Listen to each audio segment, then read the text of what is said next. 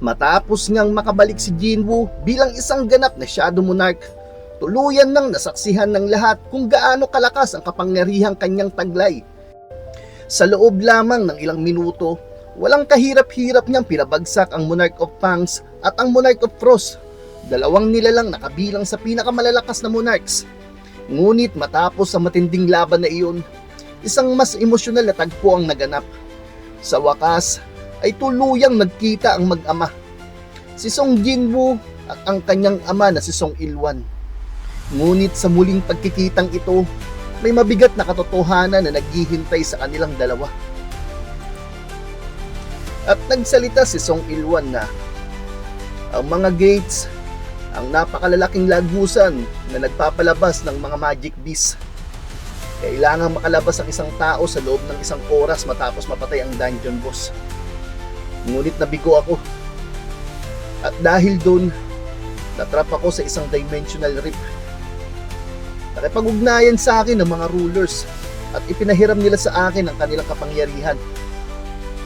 Hiniling nila na pigilan ko ang mga monarchs, kabilang ang Shadow Monarch na malapit ng isilang. Wala akong paraan para makatakas noon, kaya wala rin naman akong ibang pagpipilian. Nagawa akong makabalik sa Earth bilang mensahero ng mga rulers upang isagawa ang mahalagang misyon na ipinagkatiwala nila sa akin. Ngunit hindi ko natupad ang misyong iyon. Alam kong ang pinakamatinding sakunang haharapin na sa katauhan ay naninirahan sa katawang iyon.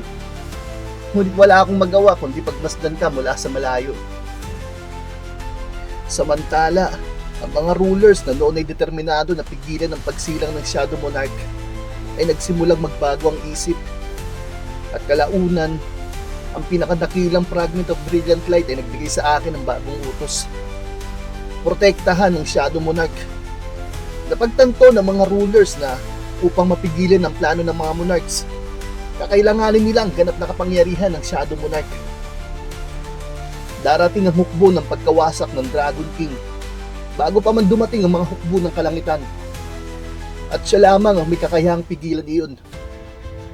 Isa itong napakalaking pagsusugal dahil walang nakakaalam kung papanig ba siya sa mga tao o sa mga monarchs. Ngunit alam na natin ngayon ang sagot. Kaya iyon yung dahilan kung bakit kita tinutulungan. Pagkatapos nito, yumuko ng bahagya si Song Ilwan at sinabi niya na ayokong makita mo ang ganitong kalagayan ko. At agad naman sinabi ni Jinwoo na itay. At nagdanong si Song Ilwan na galit ka ba sa akin? At sumagot si Jinwoo na oo, minsan. At sinabi ni Song Ilwan na patawarin mo ako. At sinabi ni Jinwoo na palagi kitang naiisip. Naisip kita noong una ako magsimulang magtrabaho bilang isang hunter. Sa tuwing muntik na akong mamatay. At sa tuwing nakakauwi ako ng bahay kila nanay at kay Gina. Galit ako sa iyo. Pero namimiss din kita. Sa mga salitang iyon, biglang nanlaki ang mga mata ni Song Ilwan. At pagkatapos ay tinanong siya ni Jinwoo na ikaw naman.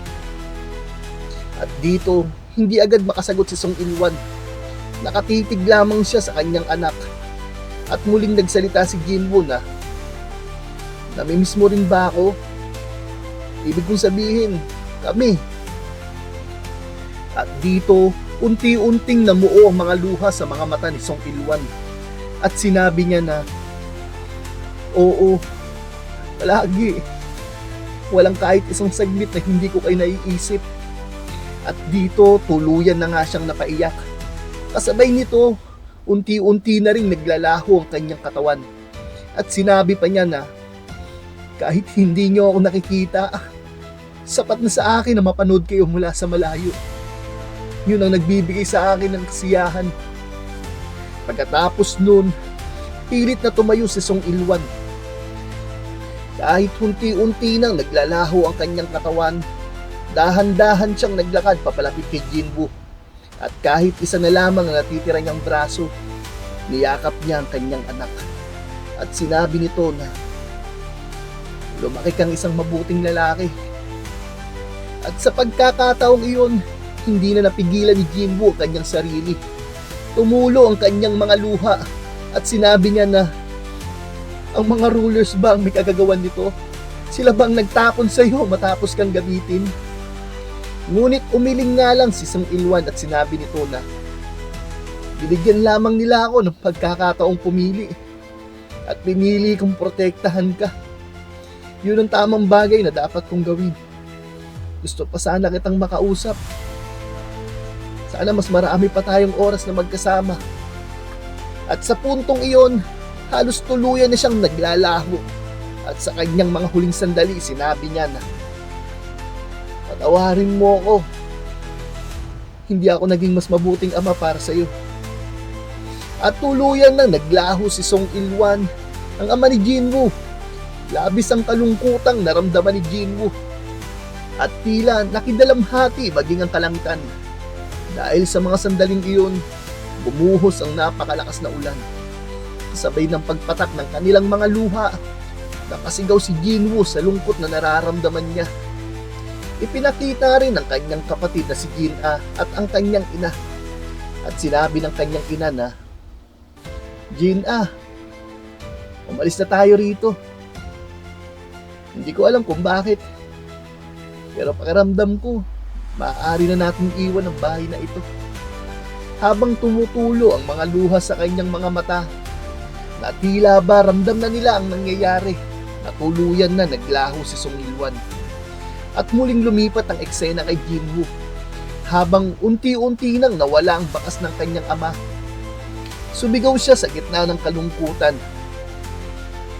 Naririnig ba ninyo ako, mga monarchs? Sisiguraduhin ko pagbabayaran ninyo ang nangyari ngayon. Naririnig ba ninyo ako? At ang araw na lumuha ang Shadow Monarch ay yumanig sa langit at lupa. At iyon din ang naging simula ng tunay na digmaan.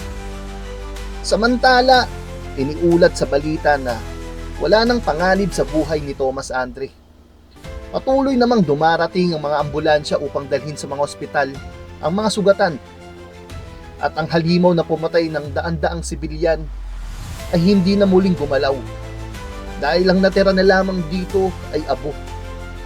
Pagkatapos nun, tuluyan nang nakauwi si Jinwoo sa kanyang ina at sa kanyang kapatid na si Jin-ah. At sa sandaling nakita siya ng mga ito, mahigpit siyang niyakap. Pagkatapos ay lumipat ang eksena sa mga Korean hunters. Sinabi ni Choi Jong-in na, mukhang napasama ang lagay mo kanina, Mr. Baekhyun-ho. Mas mabuti na ba ang pakiramdam mo ngayon? At sumagot si Baekhyun-ho na, bakit hindi mo muna punasan na malamig na pawis sa noo mo, Mr. Choi? At sumagot si Choi Jong-in na, mabilis pa rin ba ang tibok ng puso mo? May gamot ako para sa nerbiyos kung kailangan mo.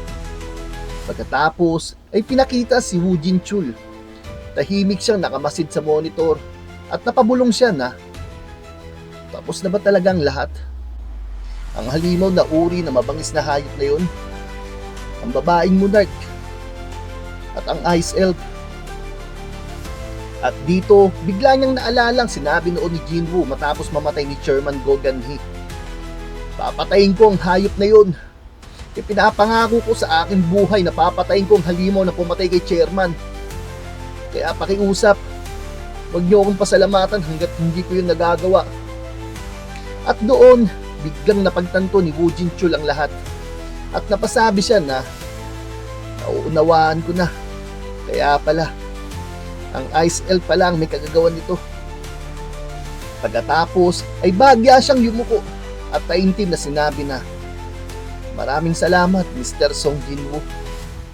Matapos ang laban sa mga monarchs, inanunsyo ng Hunter Association na hindi nila matukoy ang pagkakakilanlan ng mga halimaw na sumalakay.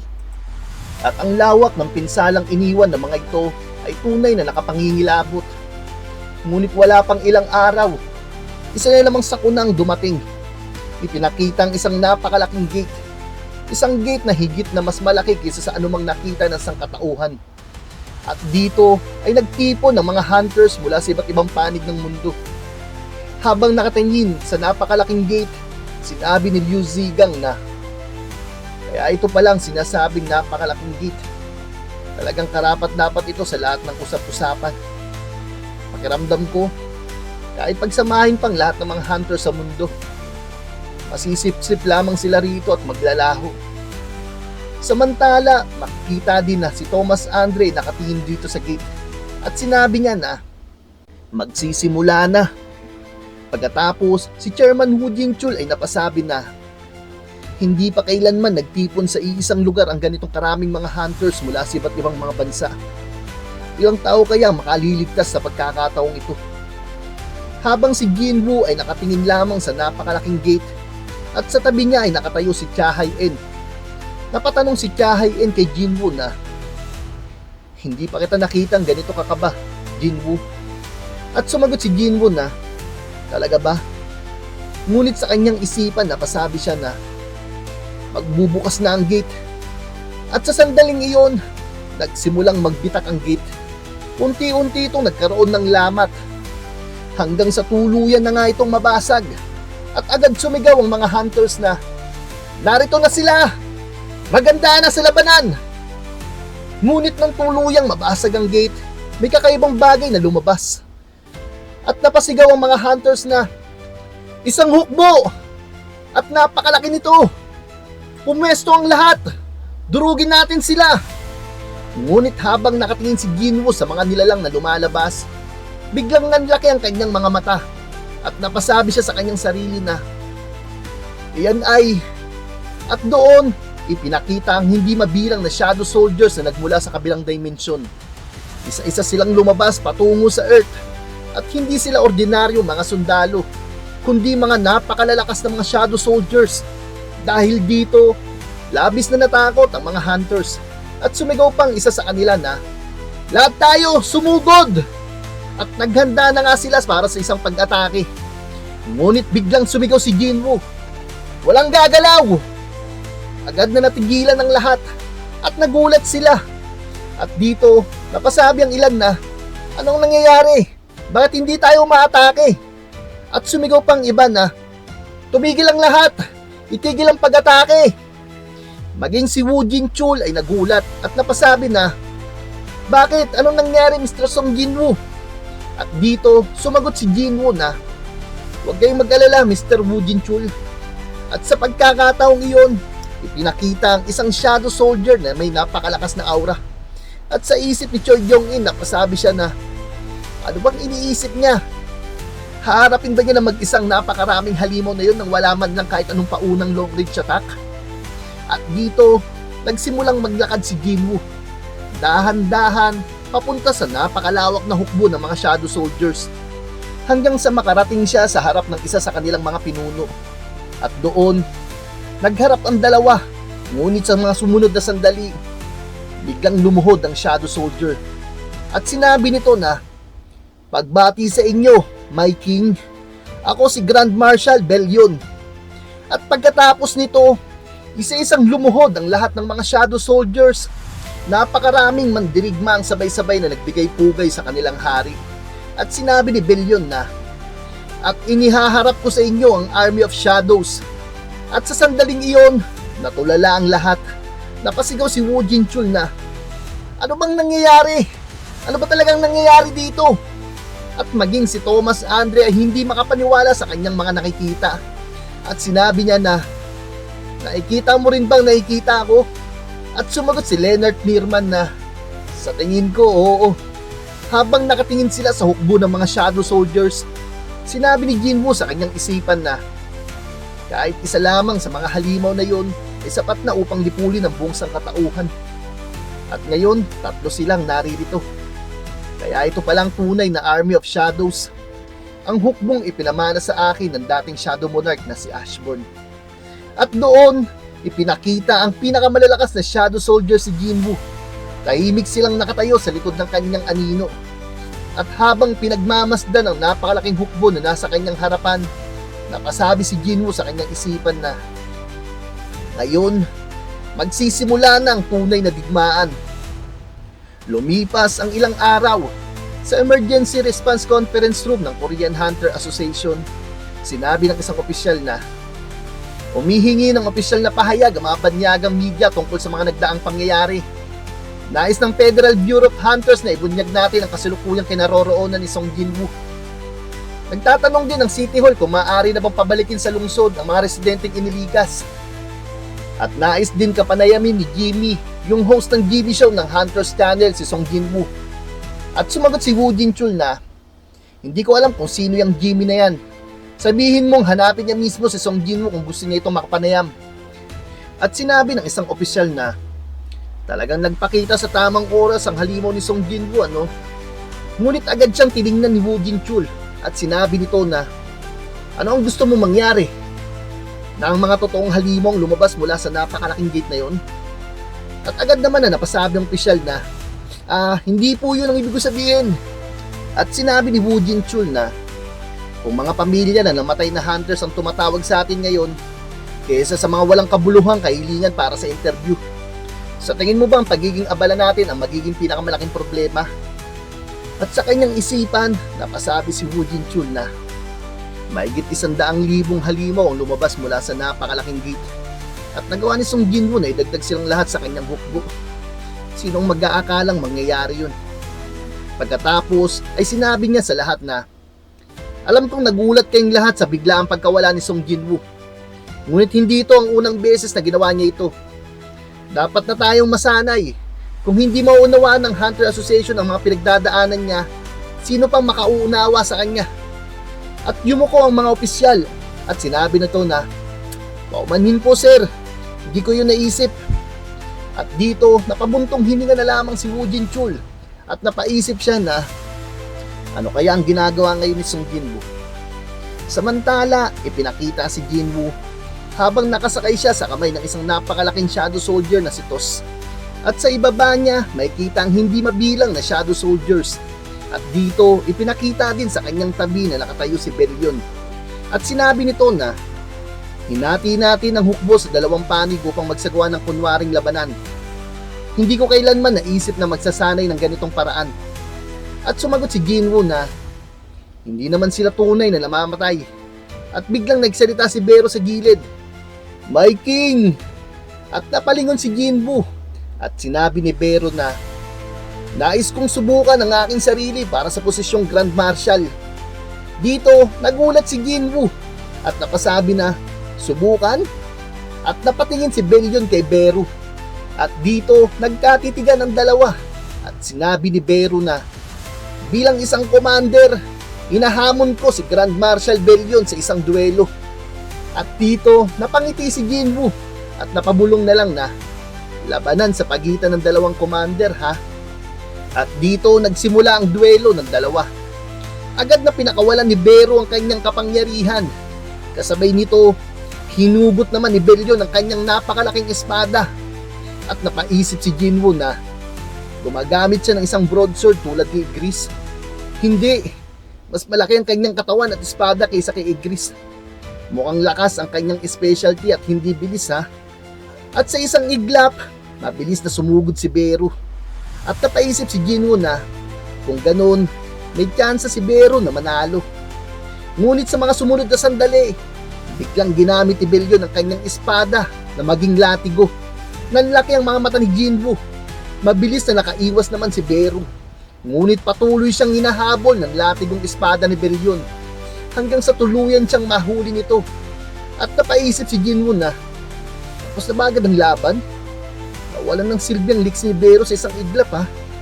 Mas mabilis ang kanyang reflexes kaysa sa inaasahan ko. At bukod pa ron, sapat ang lakas ng isang hampas niya upang yumanig ang lupa. Hindi nakapagtatakang siya ang Grand Marshal. Pero kahit ganun, hindi pa rin siya dapat magpakampante. At sa pagkakataong iyon, nakahanap ng puwang si Bero upang makaatake. At sinabi nito na, pagkatapos ng lahat, ang pinakamalaking lakas ng isang insekto ay ang kanyang pagiging matatag. Samantala, lumipat ang eksena sa Beijing International Airport. Ipinakita si Liu Zigang. Habang ini-interview ng mga reporters, sinabi ng reporter na, narito na si Mr. Liu Zigang, isa sa mga hunters na nagtungo sa Korea upang tumulong. Marami ang humahanga sa inyong desisyon tulungan ng Korea. Ngunit mayroon ding nagtatanong kung bakit kailangan pa nating tumulong sa ibang bansa. Ano pong masasabi nyo rito? At agad na sumagot si Liu Zigang na, anong klaseng hanga na magsasabi ng ganyan? At dito natigilan ng reporter at napasabi na, paumanhin po. At nagpatuloy si Liu Zigang sa pagsasalita na, siguro mga taong hindi pa nakakakita ng mapang nagsasabi niyan. Isang tingin lang sa mapa at makikita mo kung anong bansang nasa taas ng Korea. Kung may gusto pa rin magsabi ng ganyang katangahan, sabihin nyo ito sa kanila. Ako, si Liu Zigang, ay walang kumpiyansang pigilan ang bagay na hindi kayang pigilan ni Song Jinwoo. Kaya ako nagpunta ron upang tulungan siya. At kung may problema sila ron, sila mismo ang lumaban sa halimaw na yon. Ngunit biglang nanlaki ang mga mata ni Liu Zigang. Pati ang mga reporter sa paligid niya, sabay-sabay silang napatingin sa langit. At dito, napasabi si Liu Zigang na, hindi maaari. At dito, ipinakita ang kalangitan. Lumitaw ang isang napakalaking gate at nagsimula na itong mabasag. Pagkatapos ay lumipat ang eksena. Ipinakita si Antares, ang Monarch of Destruction, ang hari ng mga dragon. At sinabi niya na, ganoon ba? Kaya bumaliktad na sa atin ang Shadow Monarch. Mabuti. Ako na mismo ang haharap sa kanya. Kayong lahat, manatili lamang kayo sa kinaroroonan ninyo. Hindi na tayo maaaring mawalan pa ng ibang monarchs. Pagkatapos ay sinabi niya na, maganda para sa digmaan, aking mga army. Matapos tuluyang pabagsakin ni Jinwoo ang tatlong monarchs, nagsilbi itong malinaw na babala sa iba pang mga monarchs. Kasabay nito, tuluyan na rin niyang namana ang buong kapangyarihan at ang tunay na Army of Shadows na iniwan ng dating Shadow Monarch na si Ashburn. At dito, matapos malaman ng Monarch of Destruction, ang hari ng mga dragon na si Antares, ang pagkamatay ng mga monarchs at ang pagpanig ng Shadow Monarch sa sangkatauhan, iisa lamang ang naging desisyon niya. Siya mismo ang haharap kay Jinwoo. At ngayon, kakayanin nga ba ni Jinwoo ang kapangyarihan ng nilalang na kinatatakutan maging ng ibang mga monarchs? Alamin natin yan sa susunod na episode ng Solo Leveling Season 3 Manhwa Review. Dito lang sa Anime Kwento Hub, kung saan ang paborito mong anime ay kinukwento ng malinaw sa Tagalog.